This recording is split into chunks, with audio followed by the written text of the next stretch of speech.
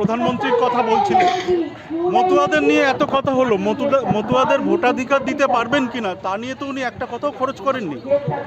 মোদিজি দুটো কথা বলবেন। একটা হচ্ছে মোদিজি এখানে এসে দুটো বাংলার কথা বলেছে, কিন্তু দিল্লিতে যারা বাংলা বলে ওদের কিন্তু মোদিজি জেলে পাঠাচ্ছে আর বলছে তোমরা সব ঘুষপেটিয়া। দিল্লি, রাজস্থান, বম্বে, যে কোনো জায়গায় যে কোনো লোক যদি বাংলা বলে ওরা হচ্ছে দেশদ্রোহী, ওরা হচ্ছে দেশবিরোধী, প্রথম কথা। আর এখানে এসে মোদিজি দুটো বাংলা কথা বলছে। আরেকটা কথা হচ্ছে কি মোদিজি অনেক কিছু বললো, কিন্তু এসআইআর নিয়ে যা ওয়েস্ট বেঙ্গলে দুটো জিনিস হয়েছে। একটা হচ্ছে যা পরিষ্কার ড্রাফট করে দেখা যাচ্ছে কোনো ঘুষপেটিয়া কিন্তু পাওয়া যায়নি। আর যাদের ভোটের অধিকারের হামলা হচ্ছে তারা সব রেফিউজি কলোনির লোক। কেন ওদের কাছে সেভাবে যা ইলেকশন কমিশন মোদিজি আরএসএস এর বলার পর ওরা লিখেছে। তো তাহলে তাদের মধ্যে ওয়েস্ট বেঙ্গলে নমশূদ্র আর মতুয়া ওরা সবচেয়ে প্রভাবিত। তো মোদিজিকে একটা শব্দ বলার দরকার ছিল কি ওদের ভোটের অধিকারে কি হবে, কি আপ দুটো স্ট্যান্ডার্ড রাখবেন, কি রাখবেন 10টা ডকুমেন্টে ওদের কাছে তো আপনি সেটা বলবেন না। জঙ্গল রাজের রাজা হচ্ছে বিজেপি আরএসএস, আর এখন সেই জঙ্গল রাজ এখানে এসে ভোটের অধিকারও নিয়ে নিতে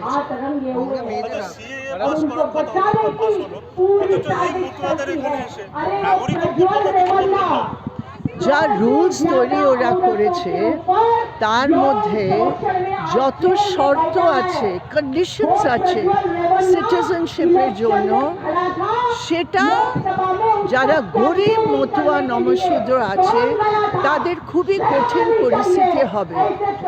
মোদি যা কমিউনাল পলিটিক্স খেলার চেষ্টা করেছে কি আমরা হিন্দু ভাই বোনেদের জন্য এসব করছি, মোটেই না।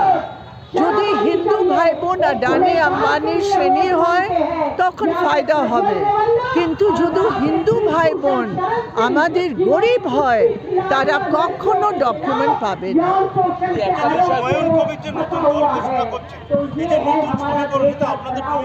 না না কি করছে আমি তো জানি না, ওরা তো কমিউনাল পলিটিক্স খেলছে। এখন কি কোথায় কে কে যাবে, কোনো দল তো এখনো তৈরি হয়নি, কিছু নেই।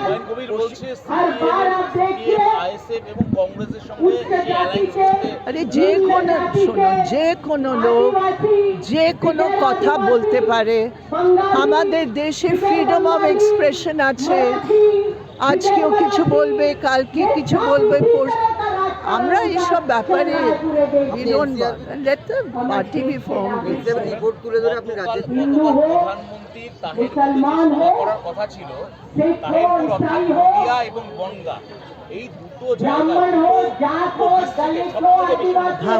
না মতুয়া থাকে, কিন্তু এই ডিস্ট্রিক্টগুলোতে অনেক নদী ভাঙনও আছে।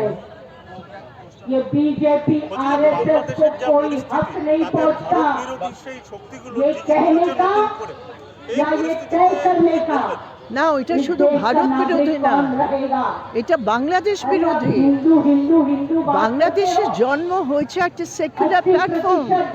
বাংলাদেশের যা কনস্টিটিউশন ছিল পরে ওরা পাল্টে দিল, কিন্তু যা ফাউন্ডেশন আছে বাংলাদেশে সেটা তো কখনো ফান্ডামেন্টালিস্টের সাথে নয়। মৌলবাদীর বিরুদ্ধে দাঁড়িয়ে, মিলিটারি রাজের বিরুদ্ধে দাঁড়িয়ে বাংলাদেশ জন্ম।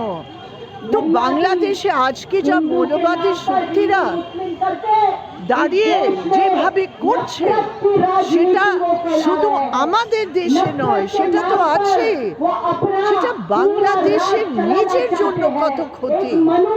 সেই জন্য আমাদের বারবার আমরা বলছি কি এটা তো তোমাদের দেশের যা মেন ব্যাপার আছে সেটা আপনারা শেষ করছেন।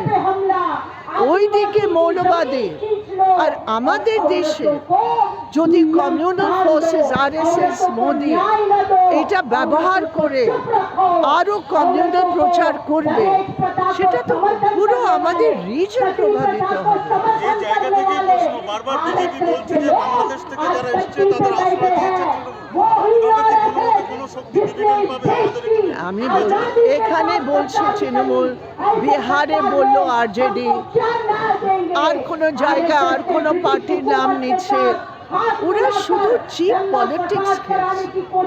এটা খুব লো লেভেল পলিটিক্স, এটা কোনো এভিডেন্স নেই।